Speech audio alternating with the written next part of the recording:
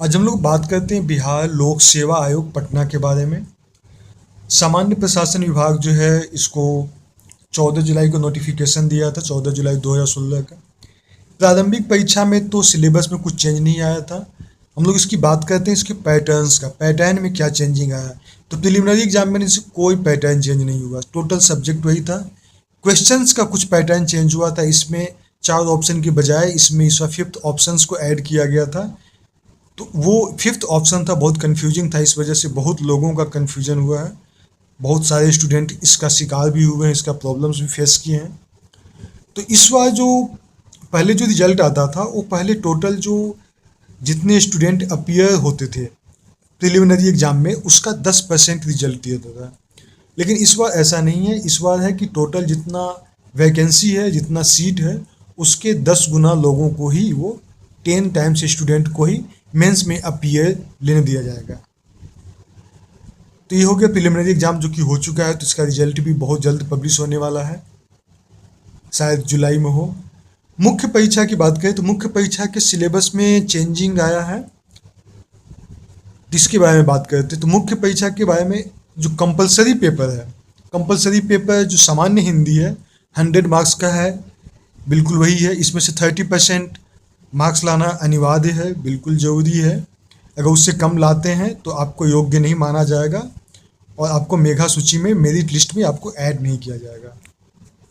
अनिवार्य विषय के रूप में देखा जाए, सेकंड अनिवार्य जो कंपलसरी पेपर है उसमें सामान्य अध्ययन। सामान्य अध्ययन जो पहले होता था, पहले सामान्य अध्ययन एक होता था, उसका पेपर 1 पेपर 2 होता था, और दोनों पेपर 1 और पेपर 2 दोनों 200 मार्क्स का होता था, यानी सामान्य अध्ययन 400 मार्क्स का होता था। लेकिन इसमें अब चेंजिंग कर दिया गया, अब सामान्य अध्ययन जनरल स्टडीज पेपर को 2 पेपर में बांट दिया गया, 2 अलग अलग पेपर में कर दिया गया, और दोनों पेपर का वैल्यू होगा 300। मतलब कि पहले जो सामान्य अध्ययन का वैल्यू होता था 400 मार्क्स, इस बार सामान्य अध्ययन का वैल्यू होगा 600 मार्क्स।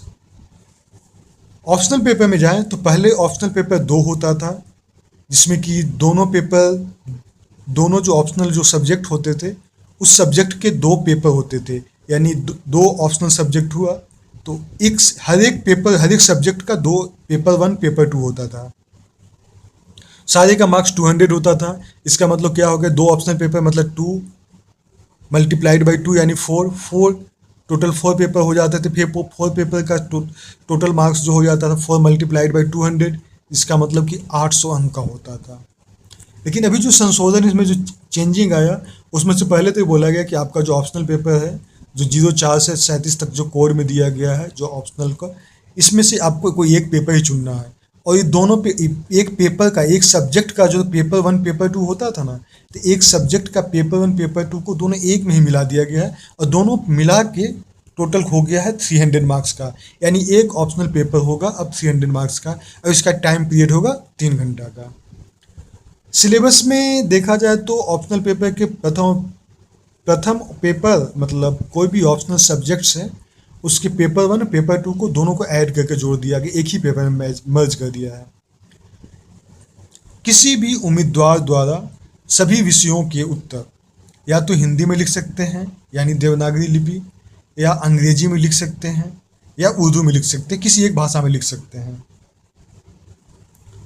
अब इंटरव्यू की बात करें तो इंटरव्यू में पहले 150 नंबर का होता था, इस बार 120 नंबर का कर दिया गया है। तो पहले जो होता था उसके आधार पर देखा जाए तो पहले जीएस पेपर हो गया 400 नंबर का, ऑप्शनल पेपर हो गया, ऑप्शनल 1 हो गया 400 नंबर, ऑप्शनल 2 हो गया 400 नंबर, यानी 400 प्लस 400 प्लस 400 यानी टोटल हो गया 1200। और पहले इंटरव्यू होता था 150 नंबर का, यानी 1350 हो गया।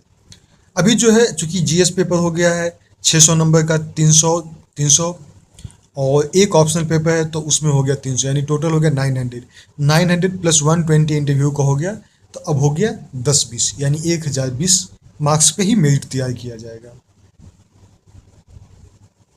अब इसमें आगे में देखते हैं तो पहले का जो प्रावधान था प्रारंभिक परीक्षा का, इस बार का भी प्रारंभिक परीक्षा का प्रावधान सेम ही रहा, बस इसमें जो है न्यूनतम योग्यता जो है, न्यूनतम जो क्वालिफाइंग मार्क्स चाहिए वो इसमें चाहिए, जो कि जो अपने अलग अलग कोटि के ऊपर डिपेंड करेगा।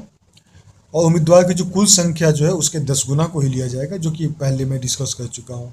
मुख्य परीक्षा में पहले का होता था सामान्य हिंदी 100 नंबर का, सामान्य अध्ययन 200 का, सामान्य अध्ययन 200 का, पेपर 1 पेपर 2। लेकिन अब जो है सामान्य अध्ययन 100 अंक का होगा, सामान्य हिंदी 100 अंक का होगा, और सामान्य अध्ययन पत्र 1 300 का होगा, और पेपर 2 होगा 300 का, यानी टोटल हो गया 600 नंबर का। ऑप्शनल पेपर देखा जाए तो पहले 2 ऑप्शनल पेपर होता था, 200 200 200, जो पहले मैं डिस्कस कर चुका हूँ। टोटल हो जाता था 800 नंबर का।